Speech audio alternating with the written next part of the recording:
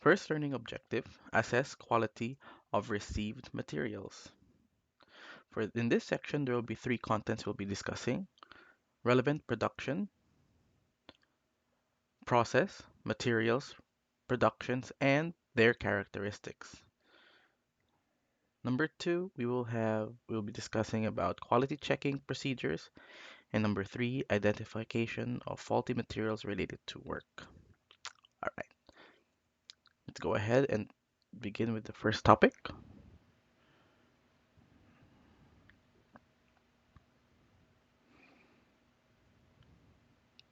All right, let's begin with relevant production, process, materials, production, and their characteristics.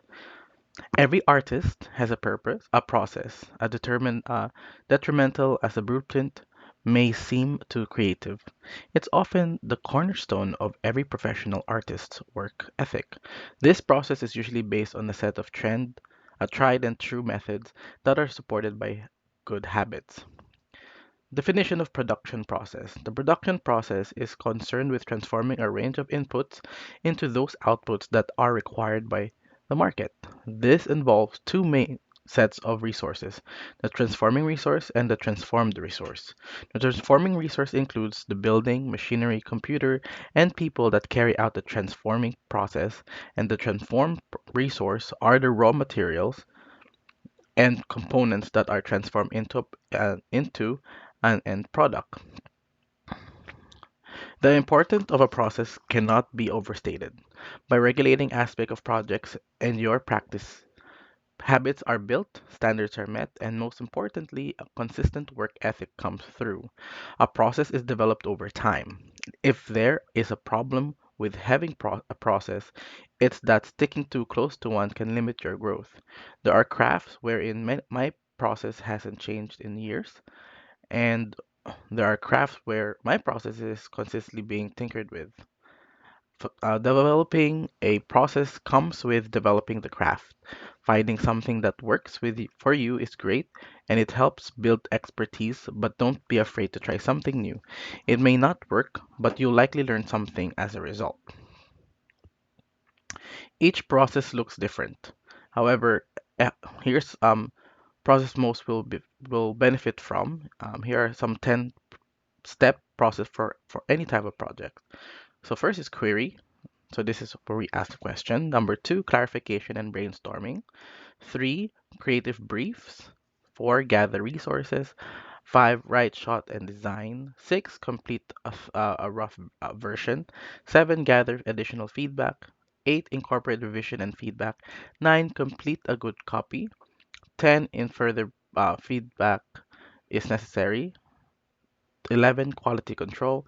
12, send to client. 13, ensure the check is clear. And 14, reflect on the projects and process. In the BPO industry, all of this has already been designed for us. All we have to do is follow the set process that will be given to us in the BPO industry. Developing your own process is easy. Start taking notes as you work, discern specific steps, and then expand on those steps. Then, if necessary, explain to or justify those steps. You might find you're doing too much or too little, but regardless, you'll be much more capable of explaining what exactly you do for a living. In the BPO industry, this is very true. When we start working, the process will be given to us, but the set process that is trained to us is a base standard. And when you start working, taking in calls or doing chat, you will start to find out there are different ways you can improve based on your capabilities and skills and knowledge of how to navigate, how to converse. And this is something that you can improve upon to help your client and get the job done. A process has other uses. A process aren't just how you import photos or how you develop website. They can be used as a roadmap for projects. They can be used to attract and they can even be used in non-creative endeavors such as your monthly finance or tracking multiple ongoing rec queries. So this process of growing your abilities and adding and adjusting is applicable in every other aspect of your life. It's just the discipline to do that requires you to actually do it. So let's go ahead and understand the materials in production. okay, in the BPO industry, okay. Definition of a material. If it matter, if it is the matter from which something can be made. Material can also be, or cost also include, but is not limited to raw and processed materials, components, part assemblies, sub-assemblies, fuels, lubricants, coolant, cleaning agents, and small tools and accessories that may be consumed directly or indirectly. For our BPO industry, this is the some of the materials. If you're working in a sales setup, there is something called a predictive dialer, and their characteristic falls into a predictive dialer is a type of computer program that dials a batch of numbers automatically. This technology is commonly used in a call center for assigning multiple customers to agents. So, for example, you'll get a list of, if you're in outbound sales, you get a list of 1,000, and your goal is to call them, and you think 1,000 numbers in one shift is a lot, but that's a very small amount of numbers because a lot of them do not actually pick up. So if the dialer continuously rings, it will go through that list within 2 to 3 hours if no one picks it up. So that's how predictive dialer works. Next, we have VoIP, or Voice over Internet Protocol. This is a system where telephone calls can be made through an internet connection instead of using a traditional phone line. Call centers also utilize this technology for easier call monitoring and recording. And we do use this as a setup because you can't call a client using a hard phone or a landline. They will be using a soft phone, which is a VoIP, and that's how we can connect to people in the States for them to reach us and for us to reach them. But normally, depending on your campaign, it's very rare for call centers to have abilities for us to call the clients unless you're an outbound agent, but majority of them will be limited to you receiving calls. Data handler. A data handler is a system that organizes and stores data. Data is stored in different classes and can be accessed at any time through a server access interface. So a data handler, um, there are so many different types of data handlers. Like it can be Salesforce. It can be um, what are the other ones I've used before? There's a wide range of different types of places, but the most recent one I use is Salesforce. So that's the only thing that's coming into top of mind. And or there might be companies who actually have their own type of system. So um, basically, every time you interact with a client or a customer, you need to document that, and it's documented on that type of data handler, like like Salesforce. Okay, but don't worry, everything will be taught to you when you get hired in the BPO industry, so you'll understand it quickly. Headset. So what I'm wearing right now, is a microphone and a listening device for majority of a call center agents. Um, a headset is used instead of a traditional phone receiver for comfort and convenience. Of course, if you have a phone, you holding your phone and while typing and communicating, that'll be more difficult. So it's much more uh, ergonomically and more um, what's it called? Not accessible. Uh, Useful for us in this industry. And then call recording software is a type of software used in call centers to monitor the quality and success of a call. The recording software allows for later listening to evaluate a specific call. Call recording software is commonly used with a VoIP systems. For VoIP system that we've used in the past, it's like Five9, Amazon. Um, we got uh, Avaya, we also had Cisco. So there are vast VoIPs out there, and majority of them have call recording set up there. And it means that when you receive a call, it is recorded. So when they say your call may be recorded, that's a lie. It is recorded. 100% of the calls are recorded in the BPO. It's just that not all calls will be observed, only some of the calls will be observed. Okay, call monitoring. Call monitoring is the process of a supervisor or manager listening to a call to evaluate the success of an off operator. Call monitoring can be done through using call recording software or hardware system that allows monitoring in real time. So there's two different things that differentiates between call monitoring and the recording of a call. The recording of the call is through the VoIP system itself. Call monitoring is another system that actually um, records your computer usage. So, for example, you can see my mouse moving right now over the screen. It will record the screen movement of you yourself while you're on the call. So, usually there'll be a system tool that will connect um, your call recording setup as well as your computer recording setup so that when your manager or quality assurance agent listens to them, they will be able to do it succinctly, so they will be able to see it come as you speak and as you navigate, they will see it. So the purpose of that is so that they can see that one, you're doing your job properly, you're not just spouting out wrong words, and two, you're using the right navigation so that they can see if there's any concerns, like you're going to the wrong areas for clarification or going to certain areas that it's not correct, then they'll be able to identify that. So that's the purpose of a call monitoring system. So these are some characteristics. Um, of some materials we do use in the production. Of course, the base setup of a computer is part of that, but that's already kind of given. I just wanted to share it to you more on the softwares and things that we normally use so that will be clear when you enter the BPO that this is something that you will engage in. And um, it's a good to know. So go ahead now and answer the quiz, and then I'll see you on the next content. Next, we have quality checking procedures. Okay, quality checking procedures. So let's first, quality has many connotations, okay, but it's most often best described as no surprise. That is, complaint with requirements or fitness for purpose. Are you happy paying for bells and whistles that you don't really need the highest quality for the highest quality every time? For many, it is about giving the customers, whether it's internal or external, a little bit more than they expected. But how do we make that happen? So quality is a multifaceted concept. Different dimension of quality will be important to different users. All right. So what is quality exactly? ISO standard or International Standards of Operation 84021986 standard defines quality as the totality of features and characteristics of a product or service that bears its ability to satisfy stated or implied needs.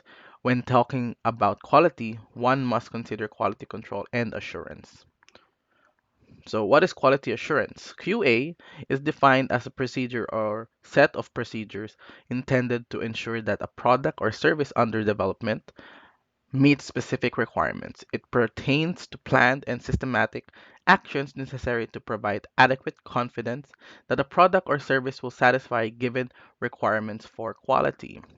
It is a way of preventing mistakes or defects in manufactured products and avoid problem when delivering solution or service to customers. Quality assurance is sometimes expressed together with QC as a single expression, quality assurance and control. So, what is quality control? It is a procedure or a set of procedures intended to ensure that a manufactured product or performed service adheres to a defined set of quality criteria or meets the requirements of the client or customers. It is similar to but not identical with quality assurance. Quality control demands procedures and protocol for proper management of the program, system calibration, routine verification of proper instruments performance, detailed documentation of all measurements, evaluation, and reporting procedures, and data recording and archiving. So the types of evaluation procedures is number one, electronic monitoring system. Certain quality assurance measures can be monitored and evaluated by electronic systems require little input from employees. Companies use automated production system or electronic sales systems are distinctly positioned to take advantage of this type of evaluation system. While these systems can be expensive, their ability to reduce error and improve brand quality can more than cover the cost. Number two, customers' feedback. Customer feedback can help to evaluate the more quantitative elements of your quality goals, providing an opportunity to quantify subjective data. Customer surveys or feedback forms using a standard of scoring system can distill individual opinions down to measurable statistics. Records of customers' complaints can reveal specific areas of need improvement while tracking progress towards addressing those areas. Quality assurance testing, live product testing by quality assurance personnel can help you evaluate the consistency of products produces in batch. Live testing works according to statistical probability using the sample size of the test units to make inferences about the quality of the entire output. Factory employees might pull random products from an assembly line to visually check for defects. For example, while quality assurance employees at a brewery taste several ounces of beer from each barrel, secret shoppers can serve the role of live testers in service business, allowing you to get a glimpse of service quality as it happens. And four, managerial reporting. Regular reports from department managers can help senior managers evaluate the effectiveness of quality assurance policy from a big picture perspective. Department heads can report changes in the average number of defects over time, trends in expenditures for mistakes and waste, results of implementing new process or equipment, and even the effect of quality assurance initiatives on employee morale and engagement. Managers can synthesize the large volume of data they receive from frontline evaluation procedures into concise report focusing on the most pertinent information for strategic decision makers. So in the BPO industry, we actually go through all of these four steps. So for number one, electronic monitoring system, just like we mentioned earlier, we talked about the recordings, whether it's the audio recordings or the system recordings, and it is that's where instead of a manager listening to all the calls of each agent by saying like sitting next to them, it's all recorded so that at the ease and time of the manager or supervisor, they can or the quality assurance agent, they'll be able to assess those calls. Okay. Then for customer feedback, a lot of BPOs that deal with direct customers or campaigns that deal with direct customers might have a customer survey set up. So the survey will have two parts. It will have feedback to rate your experience and then comment sections to express what happened in that experience. Number three, quality assurance testing. Um, although our product itself is not our what is it called, is the interaction with the customer and not the consumer's product, so those are two different things.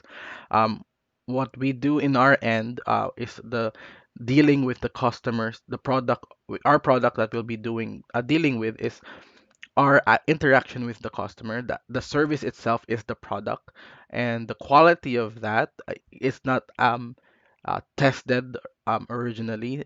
It's created by the set procedures and protocol that was already created by the campaign, and then that will be tested against the different other criterias that was mentioned earlier. And then lastly, managerial report.